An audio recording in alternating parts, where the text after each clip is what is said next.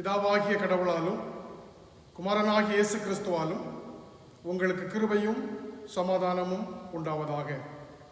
காணொளி வழியாக இந்த ஆராதனையிலே பங்கு பெறுகிற உங்கள் அனைவரையும் இயேசு கிறிஸ்துவின் திருப்பெயரிலே மிக அன்போடு வாழ்த்தி வரவேற்றுக் கொள்கின்றோம். நாம் கடவுளை தொழுவோமாக.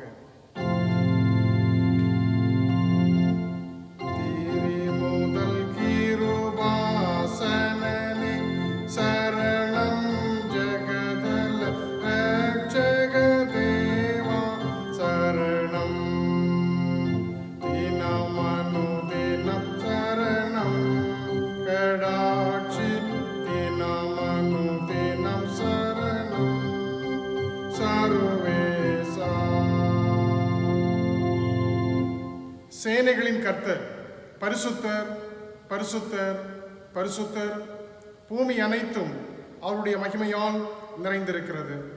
நம்மை உண்டாக்கின கர்த்தருக்கு முன்பாக நாம் பணிந்து குனிந்து முழங்காற்படியிட கடவோம். வாருங்கள், இது கர்த்தர் உண்டு பண்ணின நாள், இதிலே களி கூர்ந்து மகிழ கடவோம். ஜெபம் செய்வோம். விடுதலை தந்தவரும் விடுதலை தருகிறவரும் விடுதலையின் நாயகனுமாகிய பிதா குமாரன் பரிசுத்த ஆவியர் என்னும் திரியேக கடவுளே, மன நிறைவோடு உம்முடைய திருமுகத்தை நோக்கி பார்க்கின்றோம். ஆலயத்திலே வந்து ஆராதிக்க முடியாத சூழலிலே இல்லங்களிலிருந்து காணொளி வழியாக இந்த ஆராதனையிலே பங்கு பெறுவதற்கு ஆண்டவர் எங்களுக்கு தந்திருக்கின்ற நல்ல தருணத்திற்காக நன்றி சொல்லுகின்றோம். எங்களுடைய இல்லம் ஆலயமாக மாறுவதற்கு ஆண்டவர் கிருபை செய்திருக்கின்றீர். உம்முடைய பிரசன்னத்தோடு அமர்ந்திருந்து இந்த ஆராதனையிலே நாங்கள் பங்கெடுத்து இங்கே சொல்லப்படுகிற ஒவ்வொரு வார்த்தைகளும் எங்களுடைய இதயத்திலே பதியத்தக்கதாக பரிசுத்த ஆவியானவர் எங்களை ஆற்றல் படுத்த வேண்டும் என்று மன்றாடுகிறோம். நாங்கள் பாடுகிற பாடல்கள், வாசிக்கிற வேத வசனங்கள், சிந்திக்கிற செய்திகள் எங்களுக்கு ஆசீர்வாதமாய் அமைய வேண்டும் என்று அருளாதருடைய பாதம் பணிந்து மன்றாடுகிறோம். இந்த ஆராதனையை சுகந்த வாசனை பலியாய் ஏற்றுக்கொள்வீராக. இயேசு கிறிஸ்து வழியாய் தாழ்மையோடு வேண்டிக் கொள்கிறோம். ஜெபம் கேளும். கிருபை நிறைந்த நல்ல ஆண்டவரே, ஆமேன். ஆண்டவருடைய பரிசுத்த நாம மகிமைக்காக நாம் யாவரும் இணைந்து 14ஆம் ஞான பாடலை பாடுவோம். ஞான பாடல் எண் 14. என் நெஞ்சமே நீ மோட்சத்தை. 14ஆம் ஞான பாடல்.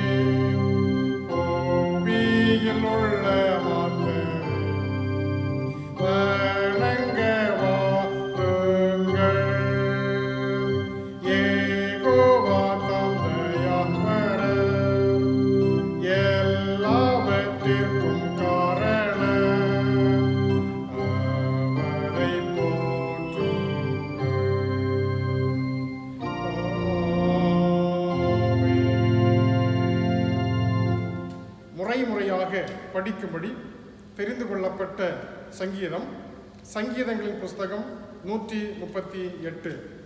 138ஆம் சங்கீதத்தை நாம் இணைந்து படிக்கலாம். உம்மை என் முழு இருதயத்தோடும் துதிப்பேன். தேவர்களுக்கு முன்பாக உம்மை கீர்த்தனம் பண்ணுவேன். உமது பரிசுத்த ஆலயத்திற்கு நேராக நான் பணிந்து உமது கிருபையின் நிமித்தம் உமது உண்மையின் நிமித்தமும் உமது நாமத்தை துதிப்பேன். உமது சகல பிரஸ்தாபத்தை பார்க்கிலும் உமது வார்த்தையை நீர் மகிமைப்படுத்தி இருக்கிறீர். நான் கூப்பிட்ட நாளிலே எனக்கு மர உத்தரவு அருளினீர். என் ஆத்மாவிலே பலன் தந்து என்னை தைரியப்படுத்தினீர்.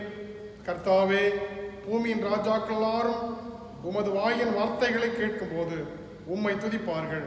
கர்த்தரின் மகிமை பெரிதாயிருப்பதினால் அவர்கள் கர்த்தரின் வழிகளை பாடுவார்கள். கர்த்தர் உயர்ந்தவராயிருந்தும் தாழ்மை உள்ளவனை நோக்கி பார்க்கிறார். மேட்டிமையானவனையோ தூரத்தில் இருந்து அறிகிறார். நான் துன்பத்தின் நடுவில் நடந்தாலும் நீர் என்னை உயிர்ப்பிப்பீர். என் சத்துருக்களின் கோபத்திற்கு விரோதமாக உமது கையை நீட்டுவீர். உமது வலதுகரம் என்னை ரட்சிக்கும். கர்த்தர் எனக்காக யாவையும் செய்து முடிப்பார். கர்த்தாவே, உமது கிருபை என்றும் உள்ளது. உமது கரத்தின் கிரியைகளை நெகிழ விடாதிருப்பீராக.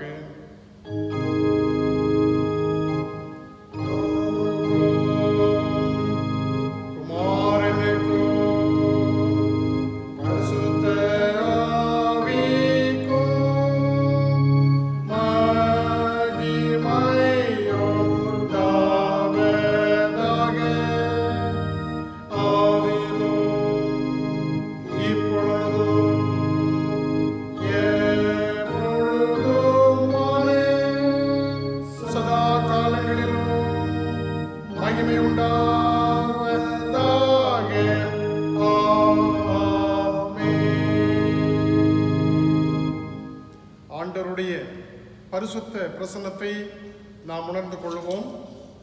நம்முடைய பாவங்களை மனத்தாழ்மையாய் ஆண்டவரிடத்திலே நாம் அறிக்கை செய்வோம். திருமறை மிக தெளிவாக சொல்லுகிறது, தேவனுக்கு ஏற்கும் பலிகள் நொறுங்குண்ட ஆவிதான். தேவனே, நொறுங்குண்டதும் நறுங்குண்டதுமான இருதயத்தை நீர் புறக்கணியீர். இந்த நாளின் காலை வேளையிலே நம்முடைய பாவங்களை மனத்தாழ்மையோடு ஆண்டவருடைய சமூகத்திலே அறிக்கை செய்து விட்டு நம்மை ஆண்டவருடைய கரத்தில் அர்ப்பணிப்போமாக. ஆண்டவருக்கு பிரியமற்றவைகள், ஆண்டவரை வேதனைப்படுத்தியவை எத்தனை எத்தனை அனுபவங்கள் நாம் சிந்தித்து பார்ப்போம். நாம் நம்மில் தகுதி உடையவர்கள் அல்ல. ஆண்டவர் நம்மை தகுதிப்படுத்தி இருக்கின்றார். நம்மை கரம் பிடித்து வழிநடத்தி வருகின்றார். விடுதலை நாயகனாம் இயேசு நம்மை ஒவ்வொரு சூழலிலும் விடுவித்திருக்கின்றார். நம்முடைய வார்த்தையினாலே, நம்முடைய செயல்களினாலே ஆண்டவருக்கு பிரியமற்ற காரியங்களை நாம் செய்திருக்கிறோம் அல்லவா? ஆண்டவரே, என்னை பொறுத்தருளும். நான் என்னுடைய வாழ்க்கையிலே ஒரு மாற்றுருவாக்கத்தை பெற்றுக்கொள்ள எனக்கு அருள் தாரும் என்று விசுவாச உறுதியோடு நம்முடைய பாவங்களை மனத்தாழ்மையோடு அறிக்கை செய்வோம். உதவி செய்ய வேண்டிய சூழல்களிலே உதவி செய்ய மறத்து வாழ்ந்திருந்த சூழல்களை எண்ணி பார்ப்போம். அவனவன் தனக்கானவைகளை அல்ல பிறனுக்கானவைகளை நோக்குவானாக என்ற வாழ்வியல் முறைகளை மறந்த சூழல்கள் எத்தனை எத்தனை நாம் சிந்தித்து பார்ப்போம். ஆண்டவருடைய சமூகத்திலே நம்முடைய பாவங்களை மனத்தாழ்மையோடு அறிக்கை செய்வோம். இந்த கோவிட்-19 வைரஸ் நம்மை துரத்தி கொண்டிருக்கக்கூடிய சூழல்களிலே அரசாங்கத்தினுடைய நெறிமுறைகள் இவைகளை நாம் தொடர்ந்து கடைபிடிப்பதற்கு, நம்மை சுத்தமாக வைத்துக் கொள்வதற்கு மறந்த சூழல்கள் எத்தனையோ எத்தனை. இந்த சூழல்களிலே அரசாங்கத்தோடு சேர்ந்து மூன்றாவது அலை வராமல் இருப்பதற்கு நமக்கு சொல்லப்படுகிற எல்லா செயல்களையும் நாம் கடைபிடிப்பதற்கு தவறிய சூழல்களை சிந்தித்து பார்த்து, ஆண்டவரே, என்மேல் இரக்கமாயிரும். நான் சமுதாயத்திலே செய்ய வேண்டியவைகளை செய்து நிறைவேற்றுவதற்கு நீ ஆற்றல் படுத்தும் என்ற ஆண்டவருடைய சமூகத்திலே நம்முடைய தவறுகளை நினைத்து பார்ப்போம். எல்லாவற்றுக்கு மேலாக ஆண்டவருக்கு பிரியமற்ற காரியங்களை விட்டுவிட்டு ஆண்டவருக்கு பிரியமாக வாழ்வதற்கு நம்மை அர்ப்பணிப்போம். ஒரு பாடல் வழியிலே நம்முடைய பாவத்தை மனத்தாழ்மையோடு அறிக்கை செய்வோமாக. பாவத்தின் பாரத்தினால் தவித்திடும் பாவி என்னை என்ற பாடலை பொருள் உணர்ந்து நம்முடைய பாவ அறிக்கை ஜெபமாக ஏறெடுப்போம்.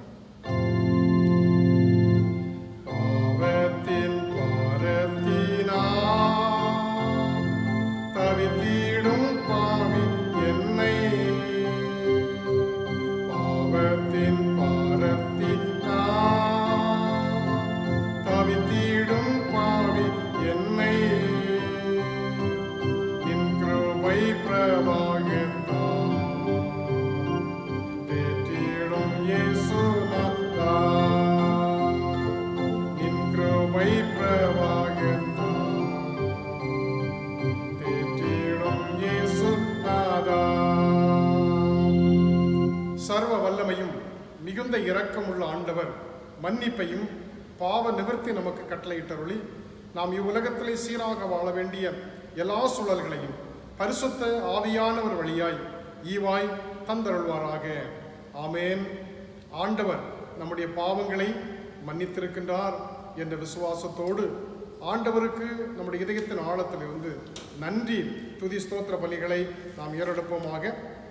திருமறையிலே நாம் படிக்கிற திருவார்த்தைகளை நினைவிலே கொள்வோம். கர்த்தர் எனக்கு செய்த எல்லா உபகாரங்களுக்காக அவருக்கு எண்ணத்தை செலுத்துவேன்.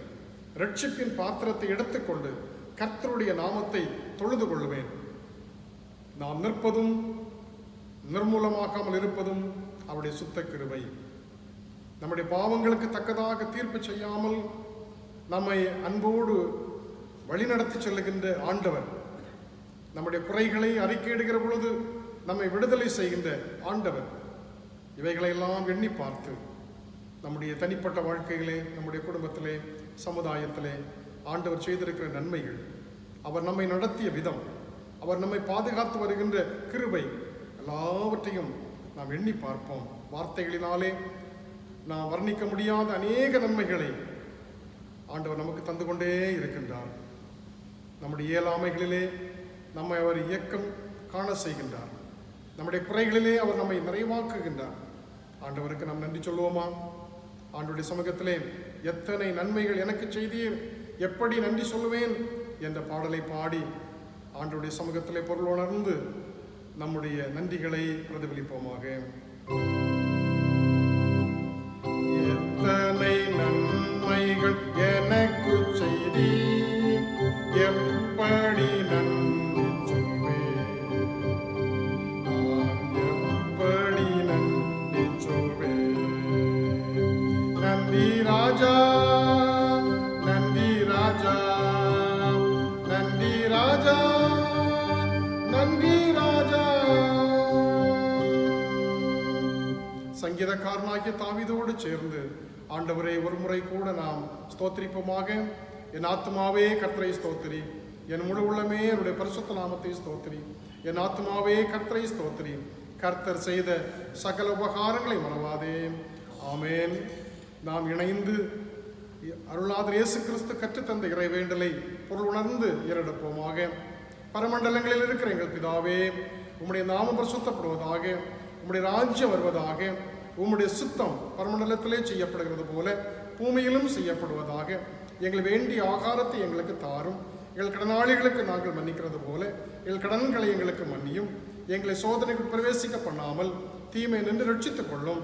ராஜ்யமும் வல்லமையும் மகிமையும் என்றென்றைக்கு முடியவைகளே. ஆமேன். இந்த நாளுக்குரிய திருமறை பாடத்தை நாம் இப்பொழுது வாசிக்க கேட்போம். ஏசாயா தீர்க்கதரிசியின் புஸ்தகம் 55ஆம் அதிகாரம் 1ஆம் வசனம் முதல் 6ஆம் வசனம் வரை உள்ள ஆண்டவருடைய வார்த்தைகளை நான் வாசிக்கிறேன். ஏசாயா 55ஆம் அதிகாரம் 1ஆம் வசனம் முதல் 6ஆம் வசனம் வரை. ஓ தாகம் உள்ளவர்களே, நீங்கள் எல்லோரும் தண்ணீர் அண்டைக்கு வாருங்கள். பணம் இல்லாதவர்களே, நீங்கள் வந்து வாங்கி சாப்பிடுங்கள். நீங்கள் வந்து பணமுமின்றி விலையுமின்றி திராட்சரசமும் பாலும் கொள்ளுங்கள். நீங்கள் அப்பமல்லாததற்காக பணத்தையும் திருப்தி செய்யாத பொருளுக்காக உங்கள் பிரயாசத்தையும் செலவழிப்பானேன். நீங்கள் எனக்கு கவனமாய் செவி கொடுத்து நலமானதை சாப்பிடுங்கள். அப்பொழுது உங்கள் ஆத்துமா கொழுப்பான பதார்த்தத்தினால் மகிழ்ச்சியாகும். உங்கள் செவியை சாய்த்து என்னிடத்தில் வாருங்கள், கேளுங்கள், அப்பொழுது உங்கள் ஆத்துமா பிழைக்கும். தாவீதுக்கு அருளின நிச்சயமான கிருபைகளை உங்களுக்கு நித்திய உடன்படிக்கையாக ஏற்படுத்துவேன். இதோ அவரை ஜனக்கூட்டங்களுக்கு சாட்சியாகவும் ஜனங்களுக்கு தலைவராகவும் அதிபதியாகவும் ஏற்படுத்தினேன். இதோ நீ அறியாதிருந்த ஜாதியை வரவழைப்பாய். உன்னை அறியாதிருந்த ஜாதி உன் தேவனாகிய கர்த்தரின் நிமித்தமும் இஸ்ரவேலுடைய பரிசுத்தரின் நிமித்தமும் உன்னிடத்திற்கு ஓடி வரும். அவர் உன்னை மேன்மைப்படுத்தி இருக்கின்றார். கர்த்தரை கண்டடையத்தக்க சமயத்தில் அவரை தேடுங்கள். அவர் சமீபமாயிருக்கையில் அவரை நோக்கி கூப்பிடுங்கள். வாசிக்கும்படியாக தெரிந்து கொள்ளப்பட்ட பழைய ஏற்பாட்டு பாகம் வாசித்து முடிந்தது. கடவுளே, உமக்கே மகிமை உண்டாவதாக. சபைக்கு அறிவிக்க வேண்டிய சில அறிவிப்புகள். பிறந்த நாள் வாழ்த்துக்கள்.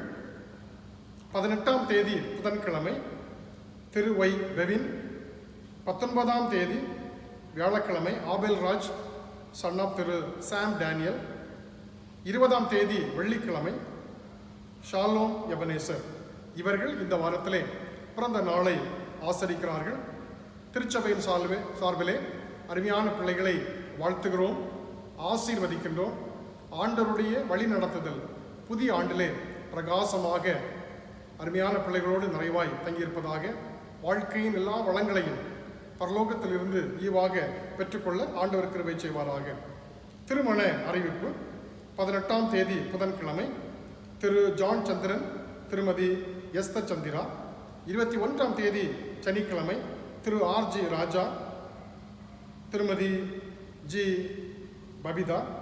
21ஆம் தேதி சனிக்கிழமை திரு சந்திரபோஸ், திருமதி வி. சுஜா. இவர்கள் இந்த வாரத்திலே திருமண நாளை நினைவு கூறுகிறார்கள். திருச்சபையின் சார்பிலே அருமையான குடும்பத்தினரை வாழ்த்தி ஆசீர்வதிக்கின்றோம்.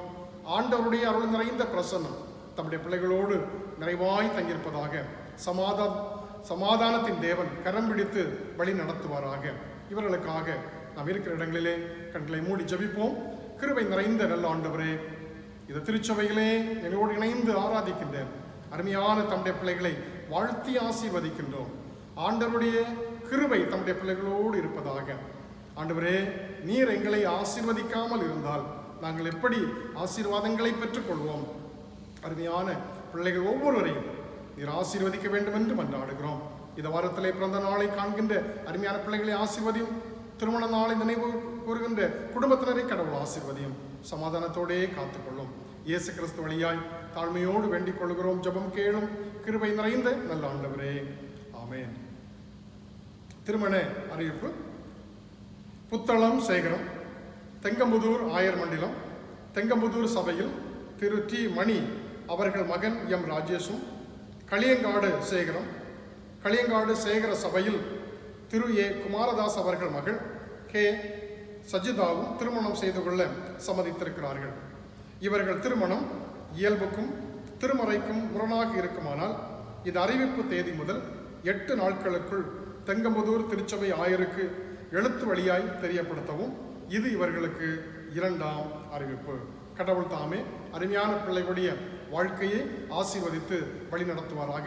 ஏற்ற நாளிலே திருமணம் மிக சிறப்பாக நடைபெறவும், அவருடைய திருமண வாழ்வு, அவருடைய இல்லற வாழ்வு மிக ஆசீர்வாதமாக அமைய ஆண்டவர் அருள் தருவாராக. ஆண்டவருடைய செய்தியை கேட்பதற்காக நாம் இருக்கிற இடங்களிலே நம்முடைய கண்களை மூடி ஜீவனுள்ள தேவனின் ஆவியே வாரும் என்ற பாடலை நாம் பொருள் உணர்ந்து பாடி கர்த்தருடைய வசனத்திற்காக நாம் ஆயத்தப்படுவோம்.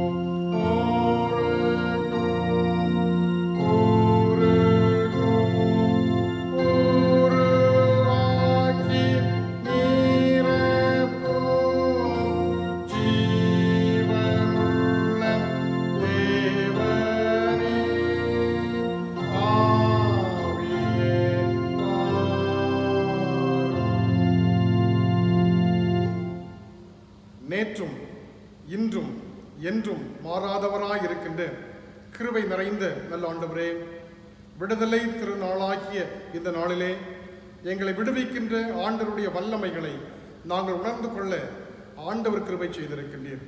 தொடர்ந்து உம்முடைய வார்த்தைகளை கேட்கிற பொழுது நீர் எங்களோடு பேசும் ஆண்டவரே. உம்முடைய வார்த்தைகளை நாங்கள் திருமுறையிலிருந்து புரிந்து கொள்ள பரிசுத்த ஆவியானவர்களை ஆற்றல் படுத்த வேண்டும் என்று மன்றாடுகிறோம். இயேசு கிறிஸ்து வழியாய் தாழ்மையோடு வேண்டிக் கொள்கிறோம். ஜெபம் கேளும். கிருபை நிறைந்த நல்ல ஆண்டவரே, ஆமென். விடுதலை நாயகராம் இயேசு கிறிஸ்துவின் திருப்பெயரிலே உங்கள் ஒவ்வொருவரையும் அன்போடு வாழ்த்துகிறேன். காலை வணக்கத்தை தெரிவித்துக் கொள்கின்றேன். சுதந்திரத்தின நாளை நினைவு கூறுகின்ற நம் அனைவரையும் ஆண்டவர் தொடர்ந்து ஆசீர்வதிப்பாராக. சுதந்திரத்தின நல்வாழ்த்துக்களையும் தெரிவித்துக் கொள்வதிலே மிக்க மகிழ்ச்சி அடைகிறேன். இயேசு கிறிஸ்துவின் மிக முக்கியமான பணி விடுதலை பணி.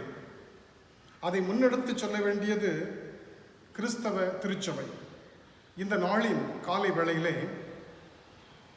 விடுதலை பணியில் கிறிஸ்துவும் கிறிஸ்தவமும் என்பதை வலியுறுத்தி சொல்ல நான் வாஞ்சிக்கின்றேன். முகவுரையாக ஒரு சில காரியங்களை நான் சுட்டிக்காட்ட விரும்புகிறேன். இந்திய சரித்திரத்திலே, குறிப்பாக விடுதலை போராட்ட சரித்திரத்திலே கிறிஸ்தவருடைய பங்கு மறைக்கப்பட்டிருக்கின்றது. ஆனால் உண்மையிலே கிறிஸ்தவருடைய பங்கு மிக இன்றியமையாதது. விடுதலை போராட்டத்தில் கிறிஸ்தவ திருச்சபை, கிறிஸ்தவ சமூகம், கிறிஸ்தவ தலைவர்கள் தங்களுடைய பங்களிப்பை தந்திருக்கின்றார்கள் என்கின்ற செய்தியை நான் முகவரையாக சொல்லிவிட்டு இயேசு கிறிஸ்து நமக்கு தந்திருக்கின்ற விடுதலையை எப்படி பிரதிபலிப்பது என்பதையும் உங்களோடு பகிர்ந்து கொள்ள விரும்புகிறேன். இந்திய கிறிஸ்தவம் ஒரு செயல்படும் கிறிஸ்தவமாக பயணித்திருக்கின்றது.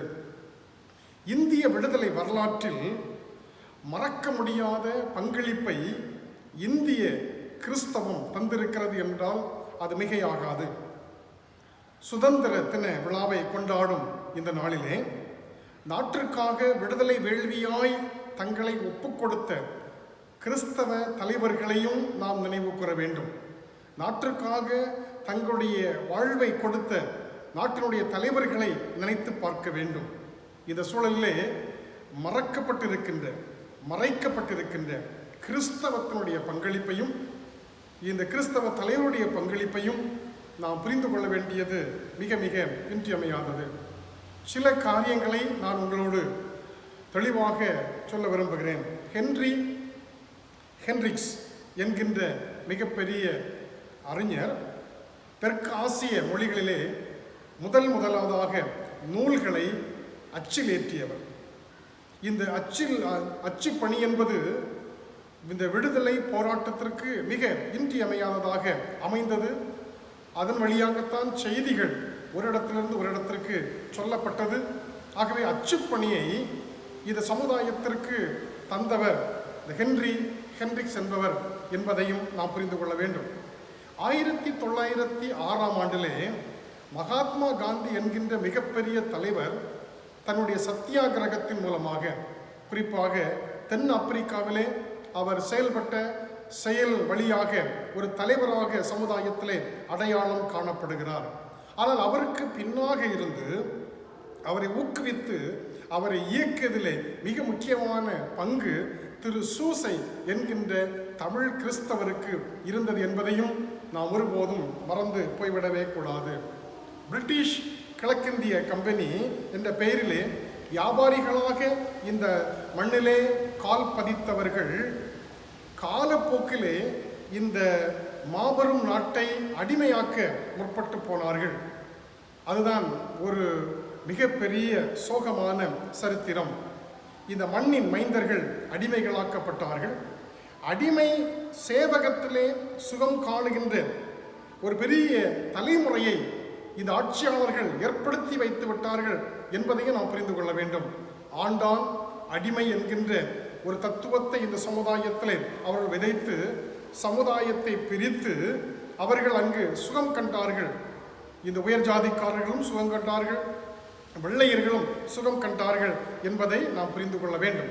இப்படிப்பட்ட இந்த சூழலிலே ஜார்க்கண்ட் என்று சொல்லக்கூடிய பகுதியிலே சுமார் 7000 ஆதிவாசிகளை ஒரு இராணுவமாக திரட்டி இந்த ஏகாதிபத்திய சுரண்டலுக்கு எதிராக போராடிய பிர்சா முண்டா என்பவர் ஒரு கிறிஸ்தவர் என்கின்ற புரிதல் நமக்கு இன்றியமையாதது.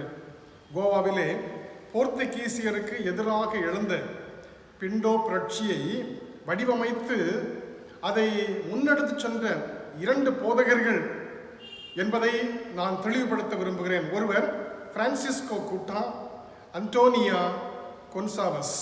இவர்கள் வரலாற்றில் மறைக்கப்பட்டிருக்கின்றார்கள். அவர்கள் மறுபடியுமாக ஞாபகப்படுத்தப்பட வேண்டியவர்கள். காங்கிரஸ் பேரியக்கத்தை துவங்கிய ஆலன் ஆக்டோவியஸ் ஹியூம் என்பவரும் அதை தொடக்க காலத்திலே வழிநடத்தி சென்ற அன்னி பெசன்ட் அம்மையாரும் கிறிஸ்தவர்கள் என்பது எத்தனை பேருக்கு தெரியும்? பம்பாயில் நடந்த முதல் காங்கிரஸ் மாநாட்டில் முதல் காங்கிரஸ் தலைவர் உமேஷ் சந்திர பெனர்ஜி ஒரு கிறிஸ்தவர் என்பதை நாம் புரிந்து கொள்ள வேண்டும். வில்லியம் கேரி மாடர்ன் மிஷனரி மூவ்மெண்டினுடைய செயலாக்கத்தை நிலைநாட்டுவதற்காக இந்த இடத்திலே இந்தியாவிலே கடந்து வந்தவர். அவர் அச்சக வளர்ச்சிக்கு ஒரு படி கூட பங்களிப்பை தந்து செயலாக்கம் செய்தவர்.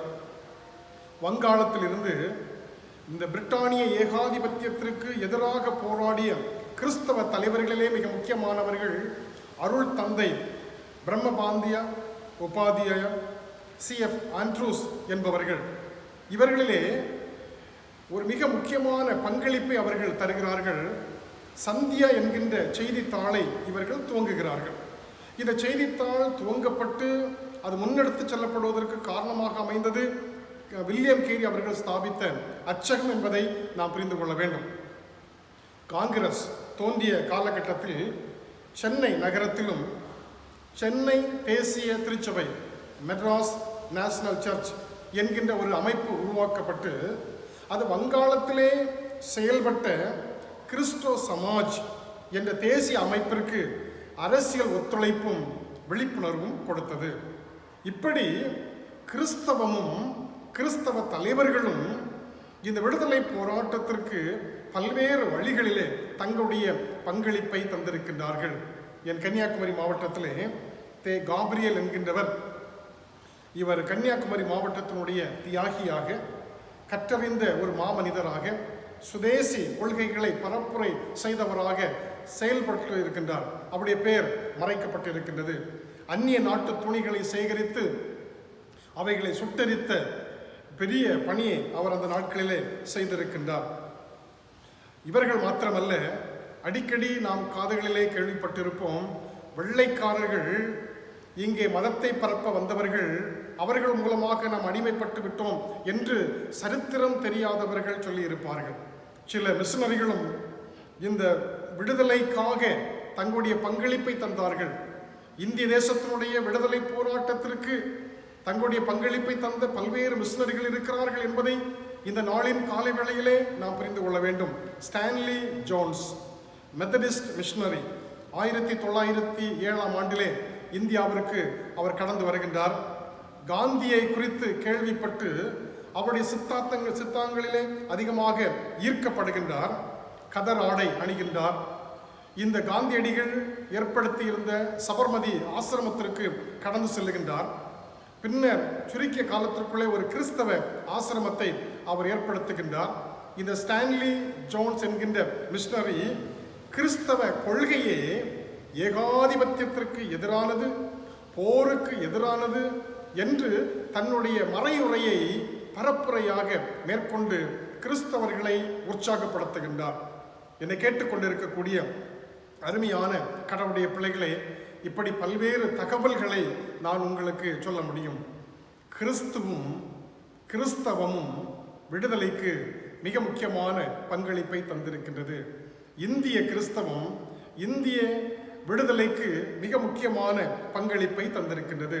சிறுநில குறுநில மன்னர்களால் ஆட்சி செய்யப்பட்டு அங்கொன்றும் இங்கொன்றுமாக சிறு குழுக்களாக வாழ்ந்து கொண்டிருந்த இந்தியாவை தேசியமாக்கப்பட்ட காரணமாக இருந்தது இந்த நாட்டிலே நிலவி வந்த சூழல்கள் என்பதை நாம் புரிந்து கொள்ள வேண்டும். தேசிய கட்டமைப்பு செய்யப்படவும் விடுதலை போராட்டம் முன்னெடுத்து செல்லப்படவும் மிக முக்கியமான காரணியாக அமைந்தது போக்குவரத்து, செய்தித்தாள், கல்வி. இந்த மூன்றையுமே இந்த சமுதாயத்திற்கு தந்தது மிஷனரிகள் என்பதை ஒருபோதும் மறந்துவிடக்கூடாது. அச்சு பணியின் வழியாகத்தான் செய்திகள் ஒரு இடத்திலிருந்து ஒரு இடத்திற்கு கொண்டு செல்லப்பட்டது. கல்வி இந்த சமுதாயத்திலே புகுத்தப்பட்டபடியினால்தான் மக்கள் மிக தெளிவாக வாசிக்கின்ற திறனையும் விழிப்புணர்வையும் பெற்றுக்கொண்டார்கள். அந்த காலகட்டத்தில் இருந்த போக்குவரத்து இந்த கிறிஸ்தவ மிஷனரிகளால், வெள்ளையர்களால் நமக்கு தரப்பட்டது. ஆகவே இவைகள் மூலமாகத்தான் ஒரு புத்தாக்கம் செய்யப்படுவதற்கு, விடுதலையை நாம் பெற்றுக்கொள்வதற்கு இவை காரணமாக இருந்தது என்பதை நாம் புரிந்து கொள்ள வேண்டும். எனவே கிறிஸ்தவர்களுடைய பங்கு சுதந்திரத்தை நாம் பெற்றுக்கொள்வதற்கு மிக முக்கியமான காரணியாக அமைந்தது. ஆகவே இந்திய கிறிஸ்தவ தலைவர்களை, இந்திய கிறிஸ்தவ திருச்சபையை நாம் ஒருபோதும் மறந்துவிட்டு சுதந்திர தினத்தை ஆசரிக்க முடியாது என்பதையும் நாம் நினைவில் கொள்ள வேண்டும். 2 சிந்தனைகளை நான் உங்களுடைய மனதிலே பதிய வைக்க விரும்புகின்றேன். நாம் மிக தெளிவான ஒரு உண்மையை புரிந்து கொள்ள வேண்டும். நாம் அடிமைகள் அல்ல, நாம் சுயாதீனர்கள் என்கின்ற உண்மையை திருமறை நமக்கு மறுபடியுமாக கற்றுத்தருகிறது. யாத்திரையாகமம் 23ஆம் அதிகாரம் 9ஆம் வசனத்திலே நாம் விதமாக படிக்கிறோம். அந்நியனை ஒடுக்காயாக. எகிப்து தேசத்தில் அந்நியர்களாயிருந்த நீங்கள் அந்நியனுடைய இருதயத்தை அறிந்திருக்கிறீர்களே. புதிய மொழிபெயர்ப்பிலே நாம் படிக்கிறோம், அந்நியனுக்கு நீ தொல்லை கொடுக்காதே, அவனை கொடுமைப்படுத்தாதே, ஏனெனில் எகிப்து நாட்டில் நீங்களும் அந்நியராய் இருந்தீர்கள். அருமையான கடவுளுடைய பிள்ளைகளே, ஒன்றை நாம் எப்பொழுதும் ஞாபகத்திலே வைத்துக் கொள்ள வேண்டும். நம்முடைய தாழ்வில் நம்மை நினைத்தவரை துதியுங்கள், அவர் கிருபை என்றும் உள்ளது. இஸ்ரவேல் மக்கள் மிக தெளிவான ஒரு உண்மையை எப்பொழுதும் பிரதிபலிப்பார்கள். பூர்வ நாட்களை நினைத்து பாருங்கள் என்கின்ற செய்திதான் அது. ஆகவே தான் அவர்கள் வருடத்திற்கு ஒரு முறை எல்லோருமாக கூடி வந்து பஸ்கா பண்டிகையை ஆசரிப்பார்கள். நாங்கள் விடுதலை பெற்றவர்கள், அடிமைகள் அல்ல, நாங்கள் சுயாதீனர்கள் என்பதை நினைவு கூறுவதற்காக பஸ்கா பண்டிகையை அவர்கள் ஆசரித்தார்கள். நமக்கு இன்றைக்கு ஆண்டவராகிய இயேசு கிறிஸ்து மிக முக்கியமாக தந்திருக்கின்ற சாக்கிரமத்திலே திருவிருந்து எனும் நற்கரணை என்பதை நாம் புரிந்து கொண்டிருக்கின்றோம். இவைகளை நமக்கு கற்றுத்தருகிற பொழுது ஆண்டவர் சொல்லுகின்றார், என்னை நினைவு கூறும்படி இதை செய்யுங்கள். இந்த நாட்களிலே இந்த நற்கருணை, இது ராப்போஜனம், இது திருவிருந்து ஒரு விக்கிரக ஆராதனையாக மாற்றம் பெற்றிருக்கின்றது. ஒரு சிலை வழிபாடை போல அது மாற்றம் பெற்றிருக்கின்றது. சரியான புரிதல்கள் இல்லாதபடி நாம் அவைகளை எடுக்கின்ற பொழுது மாத்திரம் மிக பரிசுத்தமாக பயபக்தியோடு எடுப்பது போன்ற ஒரு சூழல்கள் மனதிலேயும் வாழ்க்கையிலும் ஏற்பட்டிருக்கின்றது. ஆண்டவர் என்ன சொல்லுகின்றார்? என்னை நினைவு கூறும்படி இதை செய்யுங்கள். அதனுடைய ஒரு பொருள், நீங்கள் நற்கருணை சமூகமாக மாற்றம் பெற வேண்டும். நீங்கள் மாற்றம் பெற்று என்னை நினைவு கூர்ந்து நான் எப்படி இந்த உலகத்திலே வாழ்ந்தேனோ, எப்படி இந்த உலகத்திலே போதித்தேனோ, எப்படி அநீதிக்கு எதிராக நின்றேனோ, அதை நீங்கள் உங்களுடைய வாழ்க்கை வழியாக பிரதிபலிக்க வேண்டும் என்பதை மிக தெளிவாக கற்றுத்தந்திருக்கின்றார். இன்றைக்கு விடுவிக்கின்ற பணியை மேற்கொள்ள வேண்டியவர்கள் நாம். ஏனென்றால் நாம் அடிமைகள் அல்ல, நாம் சுயாதீனர்கள், நாம் விடுவிக்கப்பட்டவர்கள். இதை நம்முடைய மனதிலே எப்பொழுதும் பதிவோடு வைத்திருக்க வேண்டும். இரண்டாவதாக, விருத்த சேதனம் அல்ல, விடுதலை வாழ்வியல் மிக மிக இன்றியமையாதது. கலாத்தியருடைய நிருபத்திலே நாம் படிக்கிறோம், 5ஆம் அதிகாரம் 1ஆம் வசனம் முதல் 6ஆம் வசனம் வரை உள்ள சம்பவத்தை படிக்கிற பொழுது அதற்கு ஒரு சரித்திர பின்னணியம் உண்டு என்பதை நாம் தெளிவாக புரிந்து கொள்ள வேண்டும். பவுலுக்கு எதிராக மார்க்க தலைவர்கள் விருத்த சேதனத்தை இந்த கலாத்தியர் மேல் திணித்தனர். இதற்கு எதிர்ப்பு தெரிவித்த பவுல் நற்செய்தியாகிய கிறிஸ்துவை ஏற்றுக்கொண்டதற்கு பிறகு விருத்த சேதனம் முக்கியத்துவம் பெறவில்லை, தேவையில்லை என்பதை மிக தெளிவாக கற்றுக் கொடுக்கின்றார். அதாவது சட்டம் சார்ந்த செயல்களால் அல்ல, அறம் சார்ந்த செயல்களால் வாழ்க்கையை, பயணத்தை நாம் முன்னெடுத்து சொல்ல வேண்டும்.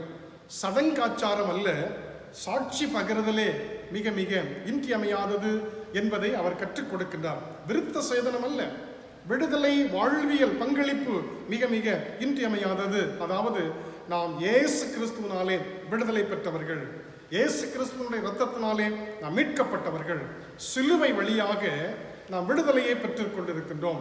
ஆகவே சிலுவை சுமக்கின்ற வீரர்களாக நம்முடைய வாழ்க்கை பயணம் தொடர வேண்டும். எங்கெல்லாம் அடிமைத்தனம் ஓங்கி இருக்கின்றதோ, எங்கெல்லாம் ஏழை எளிய மக்கள் ஒதுக்கப்பட்டிருக்கின்றார்களோ, எங்கெல்லாம் வலிமையின்றி ஒடுக்கப்பட்ட மக்கள் ஏக்கத்தோடு இருக்கிறார்களோ, அவர்களை விடுதலை செய்ய வேண்டிய விடுதலை பணியை நாம் செய்ய வேண்டியது இன்றியமையாதது. ஏனென்றால் நாம் விடுதலை பெற்றிருக்கின்றோம். ஆகவே நாம் அடிமைகள் அல்ல, நாம் சுயாதீனர்கள்.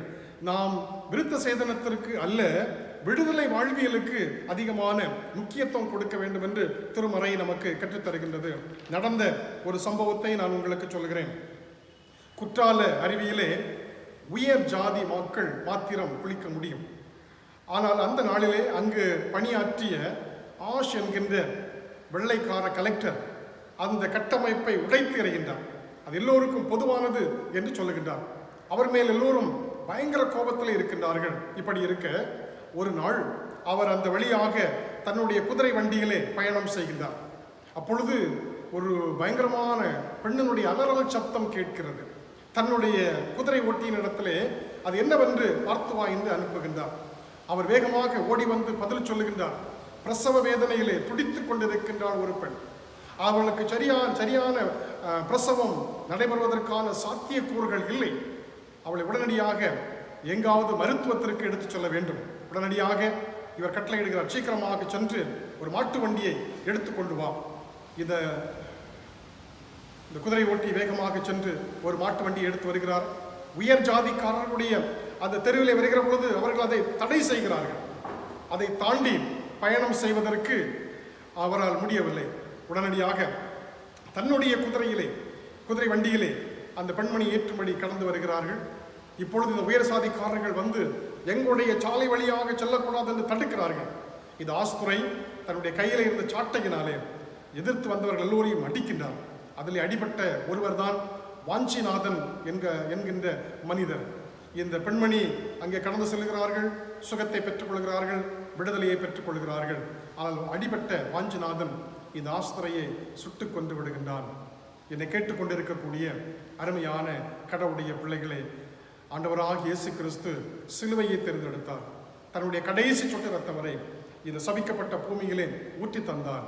நாம் ராஜரீக ஆசாரிய கூட்டமாக மாற்றம் பெற்றிருக்கிறோம் என்று சொன்னால் இயேசு சிலுவையிலே நமக்கு தந்த விடுதலை வாழ்வு, அந்த ரட்சிப்பை பெற்றுக் கொண்டிருக்கிற நாம் இதற்காக இயங்கிக் கொண்டிருக்கிற மக்களுக்காக நம்முடைய வாழ்க்கை பயணத்தை முன்னெடுக்க வேண்டும். விடுதலை பெற்றுக்கொள்வதற்கு கிறிஸ்தவ தலைவர்களும் கிறிஸ்தவமும் எப்படி தங்களுடைய பங்களிப்பை தந்ததோ அதே போல நம்முடைய வாழ்க்கையிலே விடுதலையை பெற்றுக் கொண்டிருக்கிற நாம், ரட்சிப்பை பெற்றுக் கொண்டிருக்கிற நாம் இந்த சமுதாயத்திற்கு இவைகளை செய்து நிறைவேற்றுவதற்கு நம்மை அர்ப்பணிப்போம். கடவுள் நம் அனைவரையும் தொடர்ந்து ஆசீர்வதிப்பாராக. ஆமென். கண்களை மூடி ஜெபிப்போம். கிருபை நிறைந்த நல்ல ஆண்டவரே, உம்முடைய வார்த்தைகளை கேட்டிருக்கிற நாங்கள் பரிசுத்த ஆவியானவரால் உந்தப்பட்டு உமக்கென்று ஊழியம் செய்வதற்கு, நீதி நேர்மையை இந்த சமுதாயத்தில் நிலைநாட்டுவதற்கு, ஓரங்கட்டப்பட்டிருக்கின்ற ஒடுக்கப்பட்டிருக்கிற மக்களை விடுதலை செய்வதற்கு எங்களுடைய வாழ்க்கையை நாங்கள் அர்ப்பணிக்கின்றோம். எங்களை நீர் பலப்படுத்தும். இயேசு கிறிஸ்து வழியாய் தாழ்மையோடு வேண்டிக் கொள்கிறோம். ஜெபம் கேளும். கிருபை நிறைந்த நல்ல ஆண்டவரே. ஆமென். நாம் யாவரும் இணைந்து நம்முடைய விசுவாசத்தை அப்போஸ்தலருடைய விசுவாச பிரமாணம் மூலமாக நாம் அறிக்கை செய்து உறுதிப்படுத்திக் கொள்வோம். வானத்தையும் பூமியையும் படைத்த சர்வ வல்லமையுள்ள பிதாவாகிய தேவனை விசுவாசிக்கிறேன். அவருடைய ஒரே பேரான குமாரனாகிய நம்முடைய நாதர் இயேசு கிறிஸ்துவையும் விசுவாசிக்கிறேன். அவர் பரிசுத்த ஆவியினாலே கன்னி மரியாளிடத்தில் உற்பத்தி பிறந்தார். பொந்தி பிலாத்தின் காலத்தில் பாடுபட்டு சிலுவையில் அறையுண்டு மரித்து அடக்கம் பண்ணப்பட்டு பாதாளத்தில் இறங்கினார். 3ஆம் நாள் மரித்தோரிடத்திலிருந்து எழுந்தருளினார். பரமண்டலத்திற்கு ஏறி சர்வ வல்லமையுள்ள பிதாவாகிய தேவனுடைய வலது வருஷத்தில் வீற்றிருக்கின்றார். அவ்விடத்திலிருந்து உயிருள்ளோரையும் மரித்தோரையும் நியாயம் தீர்க்க வருவார். பரிசுத்த ஆவியும் விசுவாசிக்கிறேன். பொதுவாயிருக்கிற பரிசுத்த சபையும் பரிசுத்தவான்களின் ஐக்கியமும் பாவ மன்னிப்பும் சரீர உயிர்த்தெழுதலும் நித்திய ஜீவனும் உண்டென்று விசுவாசிக்கிறேன். ஆமென். ஜெபம் செய்வோம். கிருபை நிறைந்த நல்ல ஆண்டவரே, இந்த பரிசுத்த ஓய்வு நாளின் காலை வேளையிலே நாங்கள் எங்களுடைய இல்லங்களிலிருந்து இந்த ஆராதனையிலே பங்கு பெற ஆண்டவர் கிருபை செய்தீர். நாங்கள் இந்த ஜெப வேளையிலே உம்முடைய பரிசுத்த சமூகத்தை நோக்கி பார்க்கின்றோம். ஆண்டவர் எங்களை ஆசீர்வதிக்கின்ற ஆண்டவர் என்பதை உணர்கின்றோம். எங்கள் ஒவ்வொருவருடைய குடும்பத்தையும் கடவுள் ஆசீர்வதிக்க வேண்டும் என்று மன்றாடுகிறோம். ஆண்டவர் ஆசீர்வதிக்கின்ற ஆண்டவர். அப்பனே, உம்முடைய ஆசீர்வாதம் எங்கள் மேலும் எங்கள் பிள்ளைகள் மேலும் நிழலாட வேண்டும் என்று நாங்கள் மன்றாடி நிற்கின்றோம். உம்முடைய ஆசீர்வாதத்தின் காரணிகளாக நாங்கள் இந்த உலகத்திலே வாழ்ந்திருக்க ஆண்டவர் எங்களுக்கு அருள் தாரும். எங்களை காண்கின்றவர்கள் கடவுளுடைய பிள்ளைகள், கடவுளுடைய கரத்திலிருந்து ஆசீர்வாதத்தை பெற்றுக் கொண்டவர்கள் என்று நாங்கள் சாட்சி பகரக்கூடிய அளவிற்கு எங்களை பார்க்கிறவர்கள் சுவிசேஷத்தினுடைய பிரதிபலிப்பை எங்களிலே கண்டுகொள்ளுகிற அளவிற்கு எங்களையும் எங்கள் குடும்பத்தையும் நீர் ஆசீர்வதிக்க வேண்டும் என்று மன்றாடுகிறோம். திருச்சபையின் சிறு பிள்ளைகள், வாலிபர்கள், முதியோர்கள் என்று எல்லாருக்காக நாங்கள் ஜெபிக்கிறோம். அனைவரையும் பேர் பேராக குடும்பமாக நீர் ஆசீர்வதிக்க வேண்டும் என்று மன்றாடி ஜெபிக்கின்றோம். கடவுளுடைய கரம் எங்களோடு கூட தங்கியிருக்கட்டும். உம்முடைய ஆசி நிறைந்த கிருபைகள் எங்களை தொடர்ந்து வழி நடத்தட்டும். ஆண்டவரே, பலவீனமாக இருக்கின்ற முதியோர்களுக்காக நாங்கள் ஜெபிக்கிறோம். கடவுள் பலப்படுத்தி காத்துக்கொள்ளும். உம்முடைய கிருபையினால் தம்முடைய பிள்ளைகளை நீர் வழி நடத்த வேண்டும் என்று மன்றாடி ஜெபிக்கின்றோம். சமாதானத்தினுடைய கிருபைகளை பெற்றுக்கொள்ள ஆண்டவர் கிருபை தாரும். இந்த நாட்களிலே, ஊரடங்கு சூழல்களிலே, இந்த நோய் தொற்றுகள் எந்த சூழலிலும் எங்கள் குடும்பத்தினரை, இந்த பிராந்தியத்திலே வசிக்கின்ற யாரையும் அணுகிவிடாதபடி உம்முடைய இரத்த கோட்டைகளை அனைவரையும் நீர் காத்துக்கொள்ள வேண்டும் என்று நாங்கள் மன்றாடி ஜெபிக்கின்றோம். பல்வேறு எதிர்பார்ப்புகளோடு இருக்கிறவர்கள், பொருளாதார தேவையோடு இருக்கிறவர்கள், கடன் பிரச்சனையோடு இருக்கிறவர்கள், வியாதியோடு இருக்கிறவர்கள், புதிய கல்வி ஆண்டிலே தங்களுடைய பிள்ளைகளுக்கு அநேக பொருளாதார தேவைகள் உண்டு. இப்படி பல்வேறு கிளேசங்களோடு இருக்கிற மக்களுக்காக வேண்டுதல் செய்கிறோம். தேவனால் கூடாத காரியம் ஒன்றுமில்லை என்று நாங்கள் திருமறையிலே படிக்கிற பிரகாரம் 5 அப்பத்தையும் 2 மீனையும் கொண்டு 5000 பேரை போஷித்த ஆண்டவர் தம்முடைய பிள்ளைகளை நீர் வலுப்படுத்த வேண்டும் என்று நாங்கள் ஜெபிக்கிறோம். எந்த குறையும் இல்லாதபடி முன்னேறி செல்ல அருள் தாரும். ஆண்டவரே, இந்த நாட்களிலே துக்கத்தோடு இருக்கக்கூடிய அருமையான குடும்பத்திற்காக வேண்டுதல் செய்கிறோம். இந்த திருச்சபைகளை நீண்ட நெடிய வருடங்கள் செயலாளராய் பணியாற்றி உண்மையிலே நித்திரை அடைந்திருக்கின்ற அருமையான பெரியவருடைய குடும்பத்தின் பிள்ளைகளுக்காக வேண்டுதல் செய்கிறோம். உம்முடைய ஆறுதலை கட்டளையிடும். பரலோகத்தின் தேவன் தம்முடைய பிள்ளைகளை ஆற்றல் படுத்தும். உயிர்த்தெழுதலிலே நாங்கள் நம்பிக்கையுடையவர்களாக உம்முடைய வருகைக்காக எங்களை ஆயத்தப்படுத்த அருள் தர வேண்டும் என்று மன்றாடுகிறோம். எங்கள் பேராயம், எங்களுடைய பேராயர், பேராயத்தினுடைய நிறுவனங்கள் எல்லாவற்றையும் கடவுள் ஆசீர்வதிக்க வேண்டும் என்று மன்றாடுகிறோம். நாங்கள் இணைந்து கரம் கோர்த்து இறையரசை கட்டியெழுப்புகின்ற இறை மக்களாக வாழ்ந்திருக்க அருள் தர வேண்டும் என்று மன்றாடுகிறோம். இயேசு கிறிஸ்து வழியாய் தாழ்வணிந்து தாழ்மையோடு வேண்டிக் கொள்கிறோம். ஜெபம் கேளும் கிருபை நிறைந்த நல்ல ஆண்டவரே, ஆமென். ஆராதனைக்கு நிறைவாக நாம் யாவரும் இணைந்து 309வது கீர்த்தனையை பாடுவோம். கீர்த்தனை 309.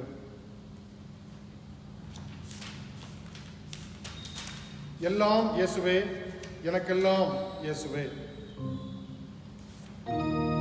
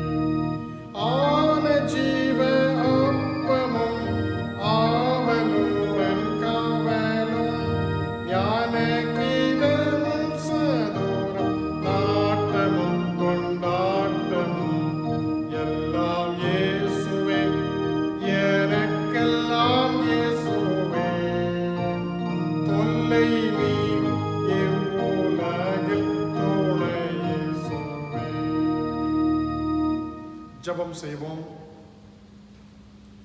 எங்களை அளவில்லாமல் அனுதினமும் ஆசீர்வதித்து வழிநடத்தி வருகின்ற கிருபை நிறைந்த நல்ல ஆண்டவரே, இந்த ஆராதனையிலே நாங்கள் பங்கு பெறுவதற்கு நீர் கிருபை செய்தீர், நிர்சத்தமானீர்.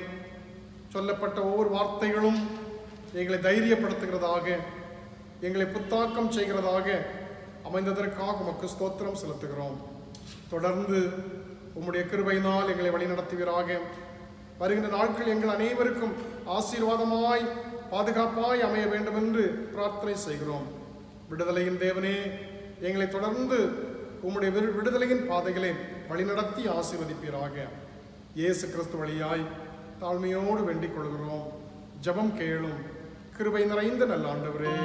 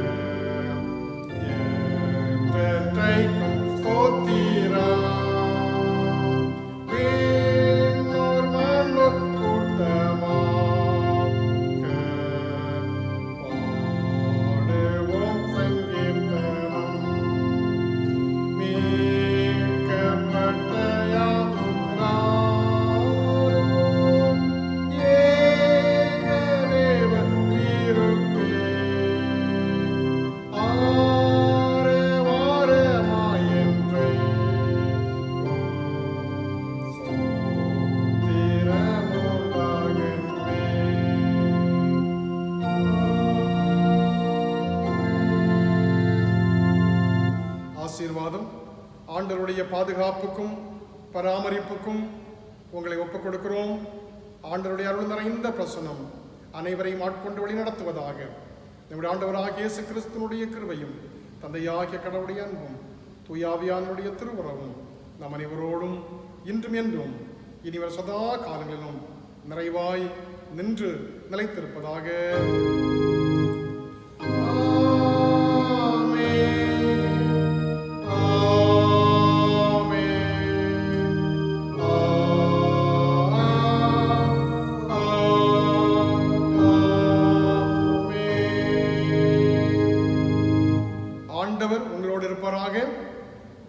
சமாதானத்தோட சாட்சியாய் வாழ்ந்திருப்போமாக. ஆமென்.